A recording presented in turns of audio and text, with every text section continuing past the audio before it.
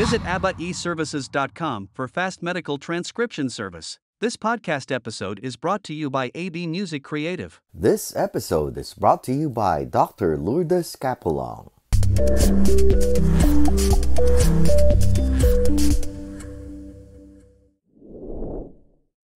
Alam mo yung shop ko ngayon, Yeah. yung tattoo shop, which is Birthmark Tattoos.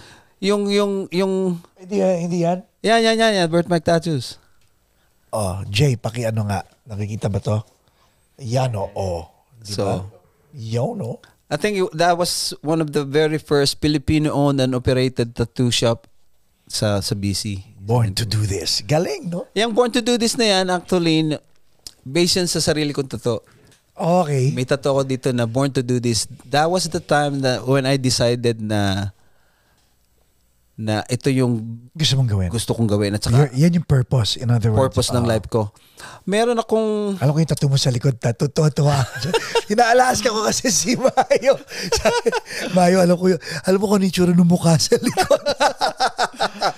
So, I had a very, very weird story sa why I became the tattoo artist That you are. that I am right now. So, back in the 90s, to be exact, 90, 91, 92, meron akong recurring dream na it's almost every night. So, every night, I dreamed that I had to go to the mountain and meet a lady. Almost every night. Hindi ko alam yun, ha? Hindi ko alam. Hindi mo rin alam kung anong mountain? Hindi ko alam kung anong mountain, pero specific siya sa northern part Okay. ng Philippines. Na somewhere sa Baguio o lampas pa ng Baguio. I always dream about that every night. Hanggang nasa biyahe na ako, tumutugtog ko, lagi akong ganun pa rin. Sabi ko, hindi ko maintindihan yung dream na yun. And then, nawala yun for a while. And then yun nga, yung na-rediscover ko lang siya yung kay Apo Wangod. She's the oldest living tattoo artist. Yeah. Actually, may tattoo ko niyan. sa paa mo. Yeah, pwede na. Oo, tapos patong mo dito pa mo. Oh! Yeah. Ayan, Portrait niya. Tapos mo dito sa sa lamesa. Oops. Kaya mo ba? Yeah. Ayan, Jay, kita ba? Oh, ayan, Yan. May tattoo ko. And then ano siya, di ba? Shout out Mano-mano. Kay Edu from RCT. Ang ganda nung no? One of the best Philippines din yun. Ang ganda nung pagka-tattoo talagang. So, ang istorya nito so, nung time na nandito na ako nga, nawala sa isip ko na yung dream na yun na I have to meet a lady. And then suddenly, merong si si Ikin, si Annalyn, at saka of course yung Apat na Alon, at saka si Lynn Wilken, they started yung movement ng Filipino tattooing, yung revival. Na, yun nga, nire-revive natin kasi sariling atin yan. Bakit hindi? Nung na-meet ko sila noon, sa Vegas, nagtatattoo na ako noon dito.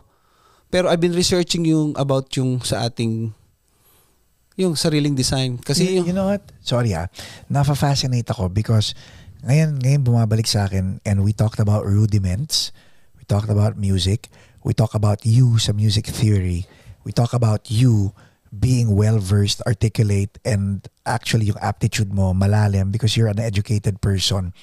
Kasi may mga nakilala ako nagtatattoo at nagtatattoo lang sila. Pero now naiintindihan ko na kung bakit malalim yung pagtatattoo mo and you get to the bottom of it talaga before you go forward and do so. Okay. So yun yung nag-start nung nagbubok sa Canada na realize na-experience ko talaga na dito pala okay ang may tattoo. Di ba? Hindi kagaya sa atin na yung gangster. Kasi nakakita ko may mga nasimba, kita mo yung may mga tattoo. Okay lang. Okay lang. Yeah. Kasi pag hindi ka raw nila tinanggap sa trabaho dahil may tattoo ka, pwede mo silang ihabla ng discrimination niya, gano'n. Sabi ko, okay pala dito. So, yun nga, naghanap ako ng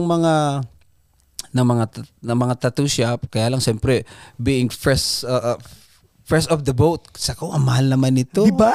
Sa atin inuman lang, di ba natin sa inyo, 300? O, papapatakan mo lang. Konting ilang guys. So, sabi ko, mahal pala dito. And then, sabi nga nung friend ko, nakakautay ka naman. Yun, alam mo yung, nakakautay ka naman ng ng pagtatato, bakit hindi ka mag-start dito? Sabi ko, bakit nga hindi? So yun doon nagsimula. And then getting back nung nagtatato na ako, yun nga. Sino unang tinatuan mo? Mga friends ko. Usually mga... Sino Okay. Naalala mo si Albert. Si Albert yung road manager ng Intro Voice. Kasama namin nung tumugtog kami. Nakilala. Okay. Oh, yeah. So, meron na siyang pilot's license. Oh, wow. May sarili na rin siyang aeroplano.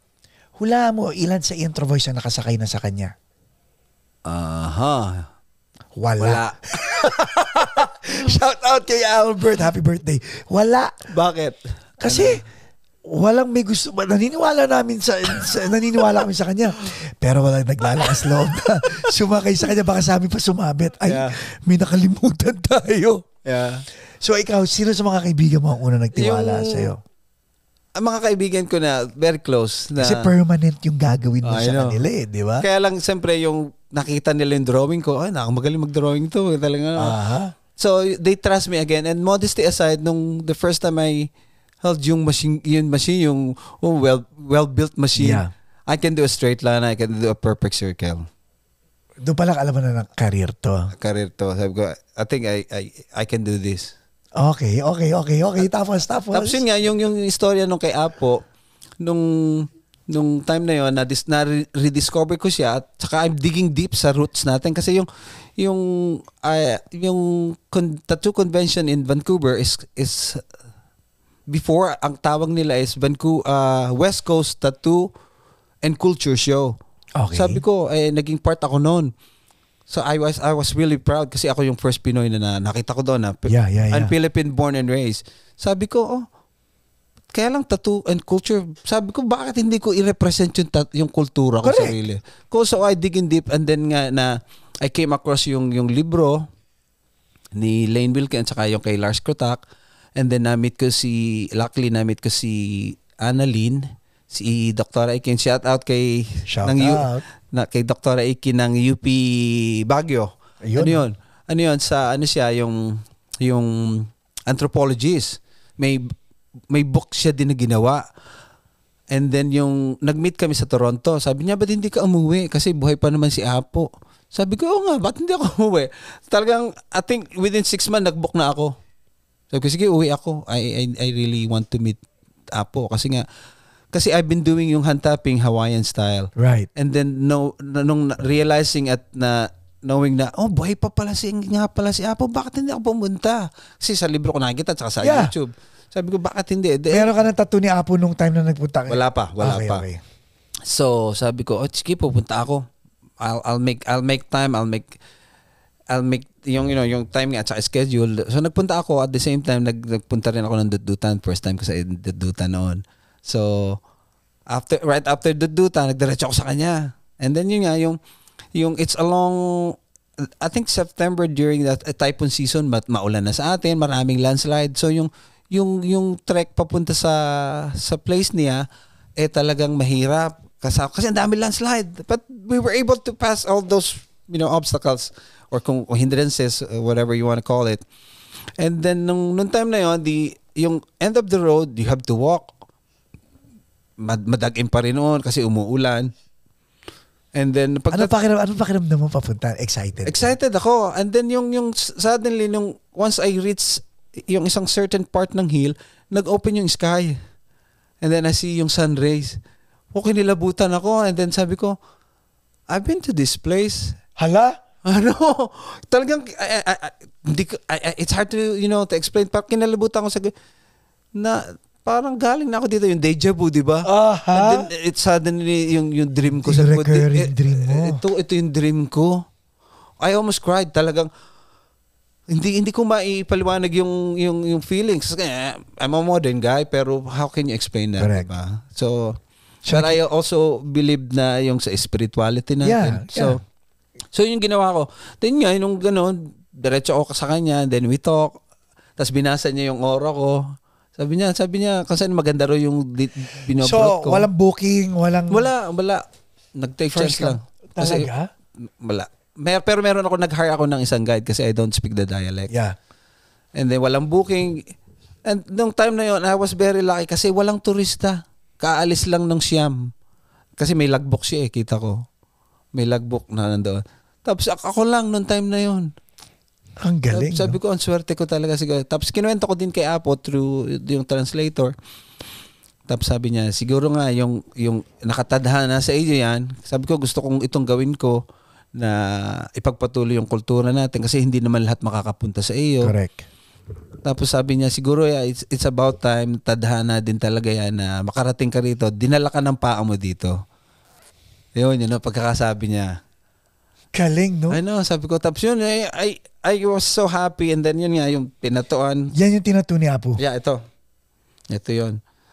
I-denocument ko din yung kinuha namin, yung tinik. Teka, alin dyan? Ito lang. Ito lang. Magkano siningil niya dyan?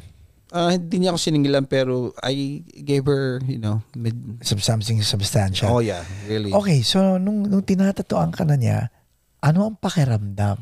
Because this was a vision in your mind, a dream in your mind for the longest time.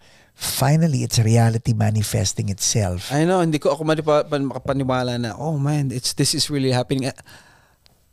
Pero yung feelings ko no na para bang yung spirit ko is very, very high. Right. I can't even feel it. Hindi mo sinabi kung anong gagawin. Hindi. Basta sabi ko sa kanya. Ganda, no? Yeah, ito.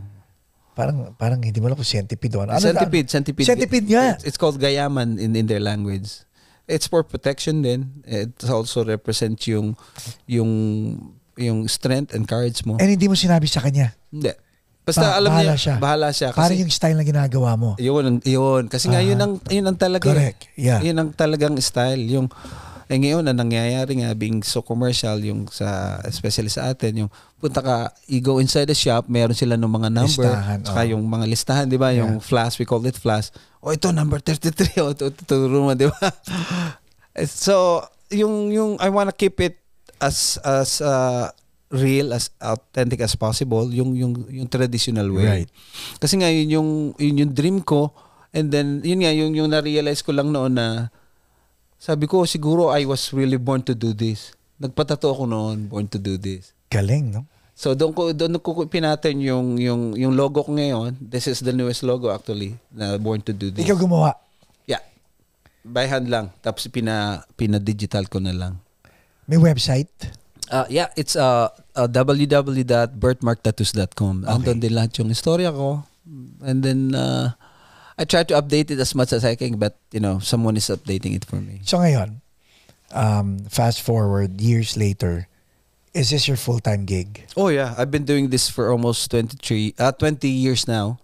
So yung shop ko has been around for almost 13, but I did work for a couple of shops before I opened it up.